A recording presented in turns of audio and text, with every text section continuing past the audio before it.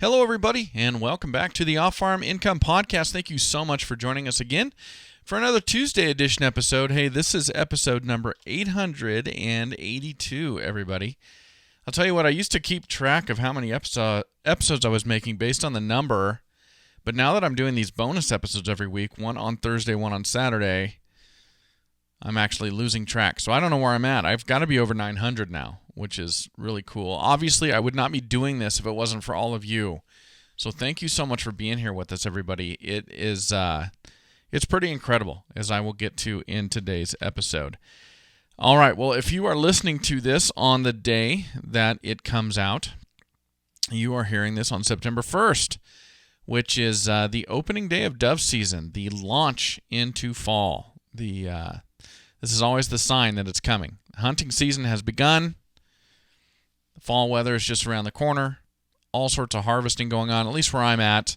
All the wheat is up, and soon corn will be coming off, beans, all sorts of stuff. So it's an exciting time of year, and September 1st is always this harbinger of great things to come in the fall. I always get excited this time of year, and honestly, I get excited for every season. Yeah, it's always interesting how you mark different changes in the year, and the opening day of dove season is one of those. And by the way, right now I am not sitting in my office recording this. I am out on the farm hunting dove with my daughter, with Hattie. This will be our first dove hunting season, and with my father-in-law, Steve. So we'll be out having a good time this morning and hopefully finding some dove. We're getting invaded by Eurasian doves. So it's really interesting what's gone on with dove. When I was a kid, I grew up hunting dove down on the family's farm in Sanger, California, in Fresno County. And, I mean, there would be so many dove in the air. It's this irony. There'd be so many dove in the air, you couldn't hit one because you couldn't pick one bird out. It was just this odd thing. But, man, there was a ton of birds back then. And now, these days, actually the first few seasons I went here in Idaho, I didn't know what it would be like up here, and I found some spots that were really, really good, and we had some really, really great hunts. And now we hunt out on our farm now that we have the farm. And ever since I've got all the pasture put in, because when we first got this place, I had to do this incrementally. When we first got the place, we didn't have pasture everywhere. We had a lot of weeds, and so I dissed a lot of those weeds down, and I just had bare dirt. And when I just had bare dirt, I didn't want to keep it that way. But while we just had bare dirt, the dove hunting was very, very good on this place. Now that we've got green pasture everywhere, the dove don't come over the house and near the house nearly as much as they once did. So we've kind of got to go out on the backside of the farm. But it is still a lot of fun. It's still a family tradition, and I'm thrilled every time I get to share it with my daughter. This is the first year she'll be holding a shotgun. She's certainly gone dove hunting with me before, but this will be the first year. And as a matter of fact, I won't be holding a shotgun because I want to make sure that she's doing everything right and everything's safe. So I am just going to focus on her and what she is doing. And ironically, today's her first dove season with a shotgun in her hand. Yesterday was her first day of high school. So lots of changes going on here in our lives, man. I know a lot of you listening have been through this, and a lot of you parents who are listening who have kids in the FFA, you're going through this as we speak. Hattie will be in the FFA next quarter. The way they're doing this with coronavirus is they're doing a block schedule, and she's only doing one half of her block in the first quarter, one half in the second quarter. So she'll get into ag classes and the FFA in the second quarter. But with that said, I know you've all gone through this or you're going through this at the same time. But, man, you start counting it down. 4 years. 4 years of high school, and then she's off to college or whatever to begin her life independent of her parents. And it's pretty amazing. And, it's interesting kind of looking at that through my perspective as compared to Autumn's.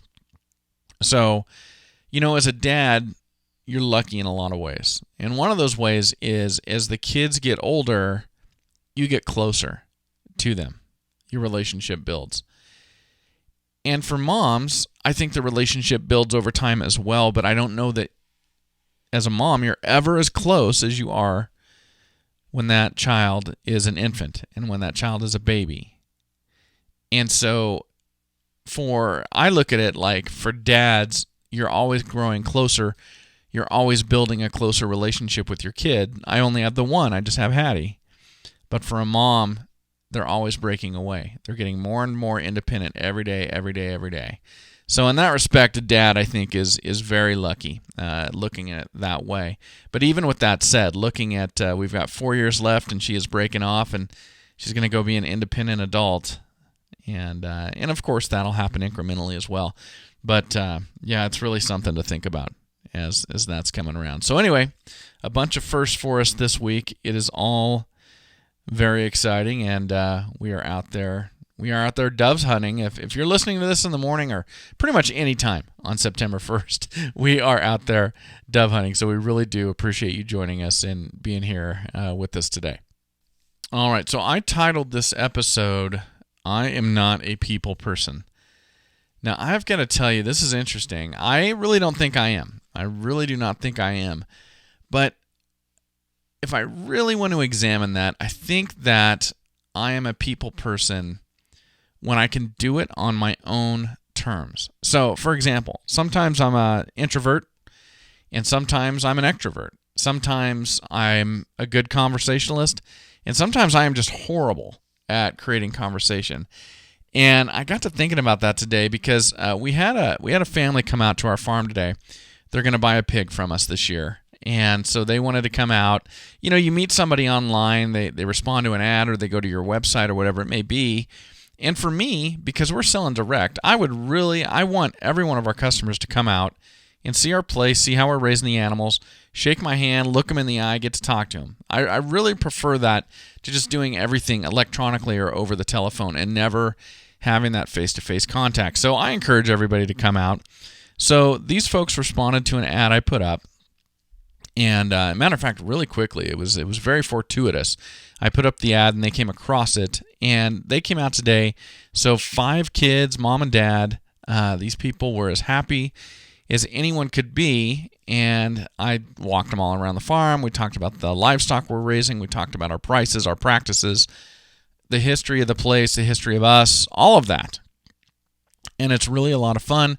And of course, I led the conversation all the way through, and they're going to buy a pig from us this fall, and it looks like they're going to buy a beef from us next year, which is wonderful because we're expanding our herd and we will have beef to sell. So that is great. But man, were they happy. And I got to thinking about it after they left. And I got to thinking about this issue of me being a people person or me not being a people person.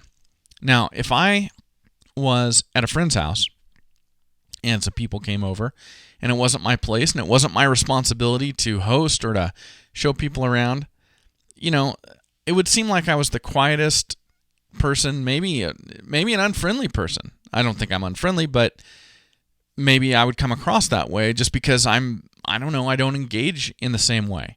And I think of myself like every time I've gone to the National FFA convention, and we've got our booth set up, and I'm going out and I'm interviewing people and I'm meeting people and shaking hands and talking about off-farm income and talking about the FFA.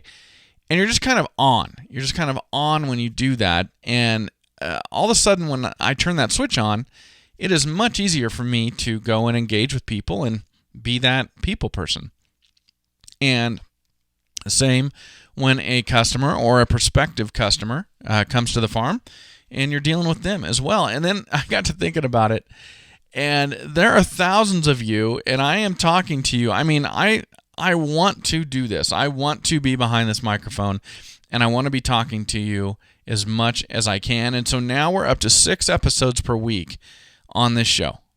And I am constantly looking for a reason to get behind this mic and to express myself and use this platform that we have built here. And I say I'm not a people person, but I am no longer nervous by any stretch or getting behind this mic, getting behind any other mic, doing an interview on somebody else's show, radio, television, whatever it may be. Not nervous at all. Not nervous at all. Happy to do it. Look forward to doing it. And I suppose in that way, I am a people person because I love getting on here and communicating with all of you and talking about agriculture and doing all of that. But if I were to go off to a agricultural podcasting conference tomorrow and there was a social hour, like an hour to mingle and network and all of that, I'll tell you what, those type of situations are tough for me. And so all of a sudden I would go from being a people person in terms of getting on here and just wanting to have this conversation with all of you to basically not being conversational at all. It's very interesting to me. Now, this is not good or it's not bad. It's just who I am, and it's just whoever you are, whichever type of person you are. We were up in, my father-in-law, Steve, and I, we were up in Salmon, Idaho. I posted this on Facebook. I think I talked about it last Tuesday as well. But we're up in Salmon, Idaho, about 10 days ago, a week and a half ago, and I got to meet one of my guests, one of my original guests on the Off-Farm Income podcast, Roy Jackson of Jacksonville Hats, and I had never met him face-to-face. We had just done the interview.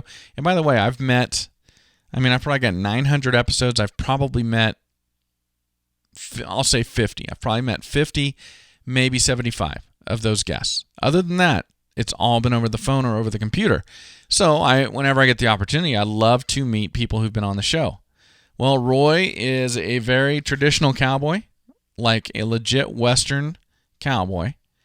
A man of very, very few words. And so I was trying to create conversation and have a friendly moment. And Roy is a man of few words. It was interesting. So, not everybody is a conversationalist. Not everybody's a people person. I'm somewhere between non-conversationalist and maybe middle of the road conversationalist. I'm somewhere on the lower half of that curve. But it is interesting. You guys make me better at this, getting behind this mic. And I will tell you, doing these interviews, by the way, any of you out there who want to get better at public speaking or whatever that may be, and you're thinking maybe going like to Toastmasters, if you have that available in your area, I highly recommend that. I have done that. It was very, very much worthwhile. The Toastmasters I went to, by the time I got to it, because of my job back then as a police detective, I was a little bit past the level of where they were at, but still I could see the efficacy of that. But I will tell you one thing.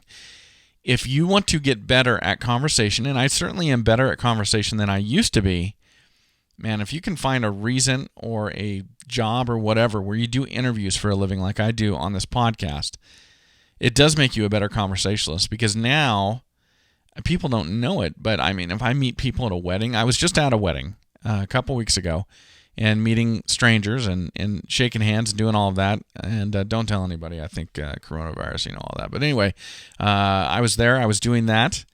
And if it came down to a lull in the conversation, I could just revert over to basically interviewing them about them. And people love to talk about themselves. And so if you've just got some questions chambered, and I can just retrofit what I do on this show to conversations with people. So I can kind of fake it till I make it there by just basically interviewing people where they don't know I'm interviewing them. And it comes across as a very good conversation because I'm very interested in them. And so that's kind of what I revert to now. So I don't know, just a little side note there for you. If you ever are considering trying to improve yourself as a conversationalist, if you can find a reason or a way to interview people, it is super, super helpful. Super, super helpful. Well, so I've been thinking about this lately. So let me go back to these folks that came out and they bought this pig from us today. So I was thrilled to do it. They were super happy. These folks have just moved here 2 months ago. They moved here from San Jose, California. So they just barely got up to Idaho. And now I've been talking a ton about the growth, and it's nice to meet folks like this because it can put a silver lining on the growth that we're seeing, because we are seeing a lot of farm ground turning into subdivisions. And it's ironic because we have so much desert that's not irrigated, not being used all around us. We could put all these houses on that desert and, we wouldn't lose any farm ground.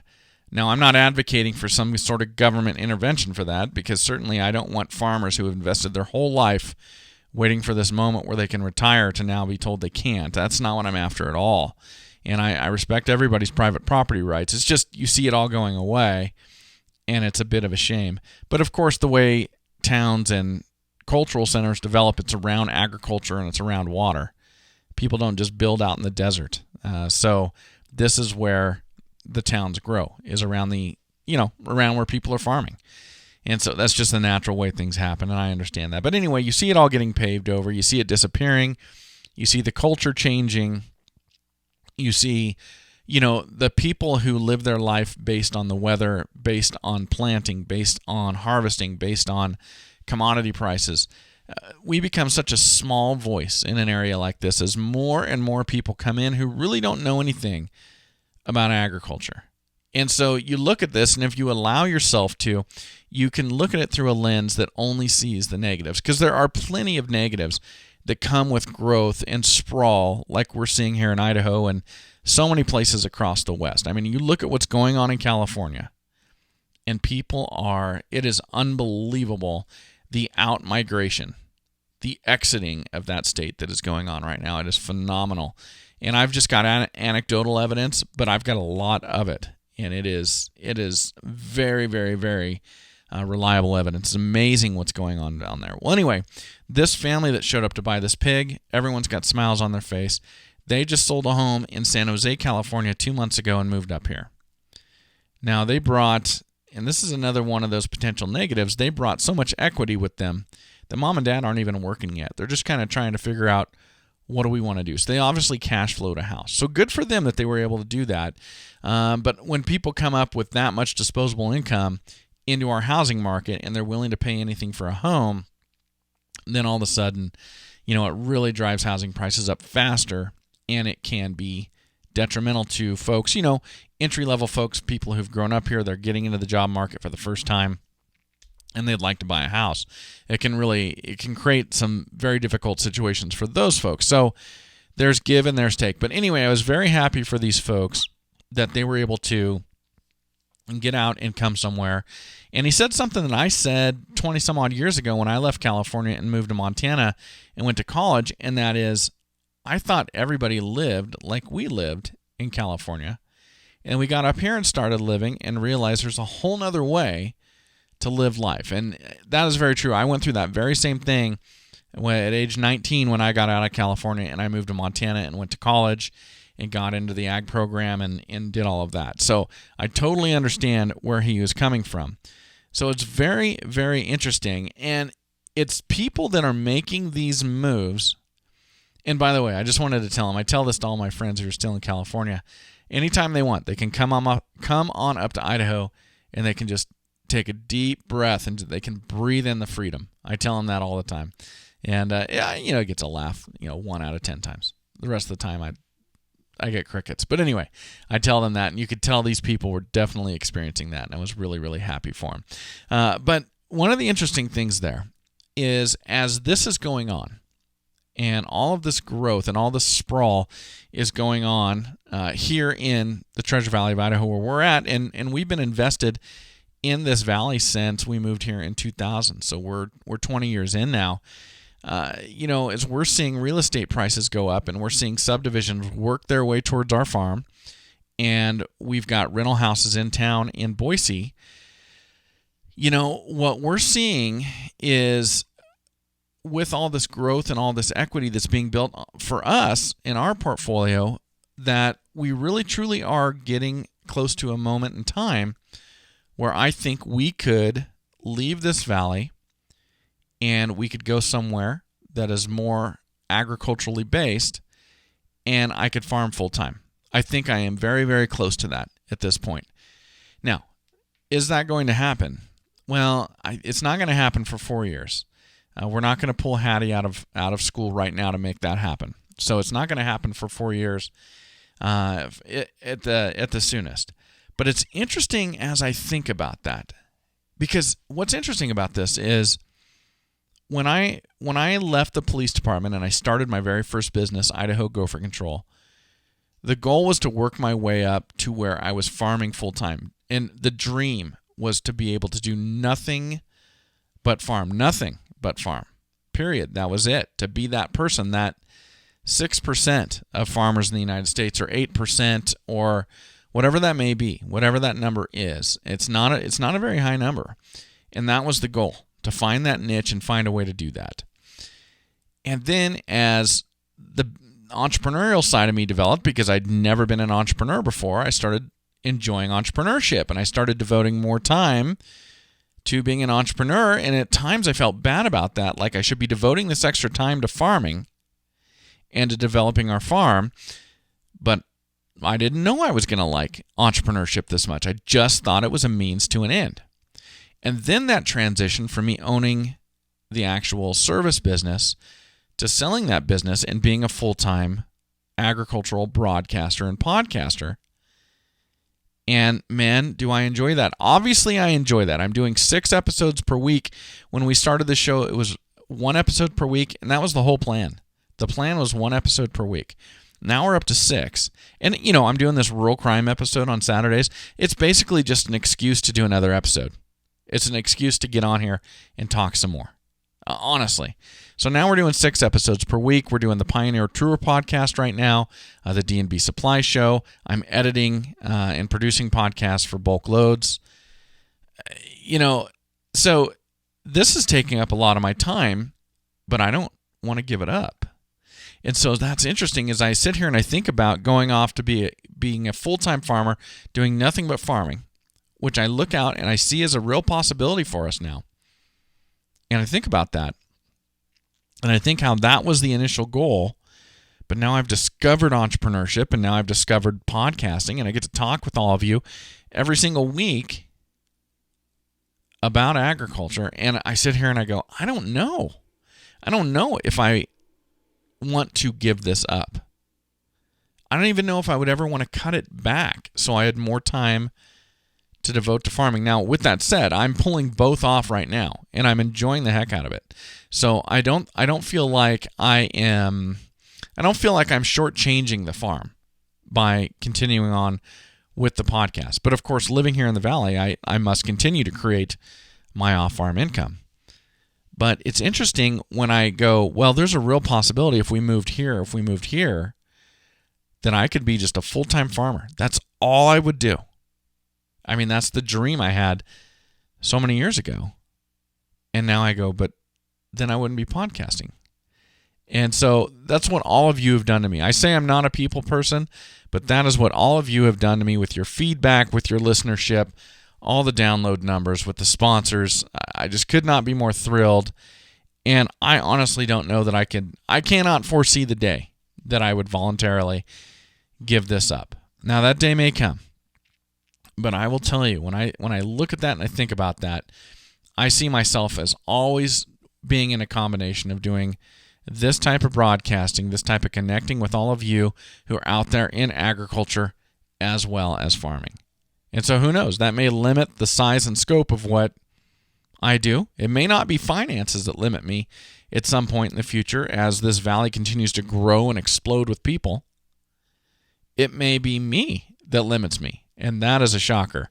And I wanted to share that all with you share that with all of you because you guys, you are the reason that I've got there. And you're not taking anything away from me. I'm not doing anything that I don't want to do, but discovering all of you and discovering the ability to do this and to do this for a living is it's unbelievable. It is overwhelming. And I can never, ever, ever say thank you to all of you enough. Wherever my life leads me, this is going to be such a pivotal part of that. To make a living like this, and 12 years ago, 15 years ago, whatever it was, this didn't even exist. It blows my mind. It makes me think anything is possible, and I have you all to thank for that. So everybody, thank you so very much. I love having you here with me. Love what the relationship we get to have. And hey, as always, enjoy your journey to the ultimate lifestyle business, agriculture.